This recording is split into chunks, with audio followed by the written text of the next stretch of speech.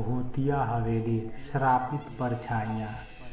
शहर में कई साल बिताने के बाद सुरेश अपने परिवार के साथ अपने पैतृक गांव नवागढ़ लौट आया। उनके साथ उनकी पत्नी अनीता, 16 साल की बेटी रिया और 12 साल का बेटा अमन था। गांव में उनकी एक पुरानी हवेली थी जो वर्षों से वीरान पड़ी थी। गांव के लोगों ने उन्हें चेतावनी दी कि वहां अजीब घटनाएं होती हैं, लेकिन सुरेश ने इसे अंधविश्वास मानकर नज़रअंदाज कर दिया। सुरेश बाबू, आप शहर में ही रहते तो अच्छा था। आपकी हवेली अब पहले जैसी नहीं रही, वहाँ कुछ रहता है।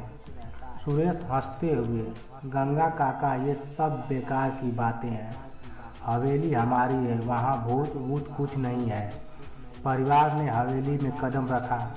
अंधेरे और जाले से भरी हवेली अब सुनसान और ठंडी लग रही थी।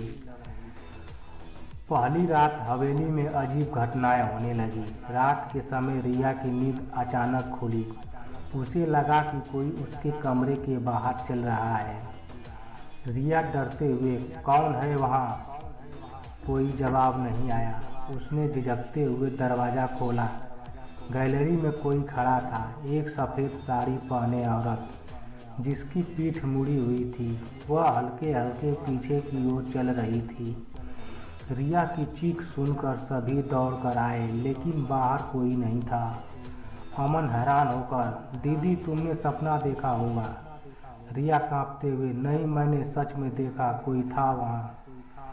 अगली रात सुरेश को लगा कि किसी ने उनके कमरे के दरवाजे पर दस्तक दी।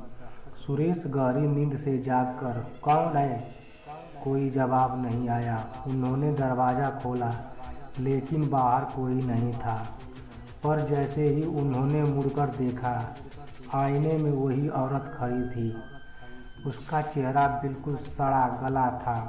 आंखों की जगह 2 काले गड्ढे थे और उसका मुंह धीरे धीरे खुल रहा था, जैसे कुछ कहना चाहती हो। सुरेश जोर से चिल्लाए, जिससे अनीता जाग गई। अनीता डरते हुए, क्या हुआ?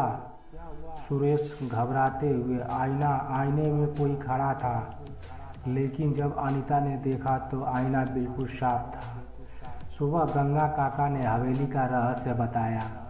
गंगा काका गंभीर स्वर में, यह हवेली पहले ठाकुर रणवीर सिंह की थी। उनकी पत्नी चंपा गर्भवती थी, लेकिन ठाकुर को शक था कि बच्चा उनका नहीं है।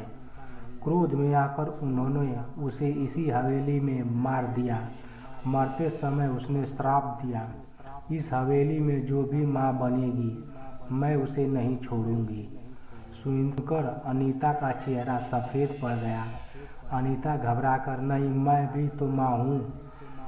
अगली रात हवेली में हर कोने से अजीब आवाज़ें आने लगी। अनीता अपने कमरे में अकेली थी।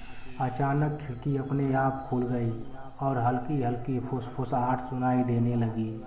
तेरा भी समय आ गया है। अचानक अनीता को लगा कि कोई उसे पेट पर हाथ फेर रहा है। उसने डर के मारे चीख मारी। सुरेश, रिया और अमन भागते हुए अंदर आए। सुरेश घबराते हुए, क्या हुआ? अनीता ने कांपते हुए पेट की ओर इशारा किया।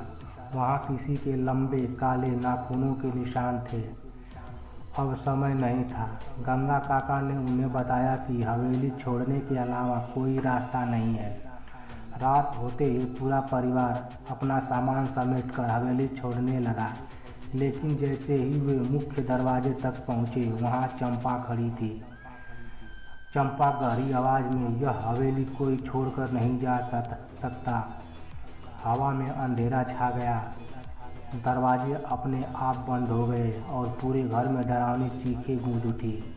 अनीता बेहोश होने लगी। तभी गंगा काका ने अपनी जेब से पवित्र ताबीज निकाला और हवेली के दरवाजे पर टांग दिया। एक भयानक चीख के साथ चंपा की आत्मा धुएं में बदलकर हवेली में समा गई। दरवाज़ा अपने आप खुल गया। सुरेश का परिवार भागते हुए हमेशा के लिए गांव छोड़कर चला गया।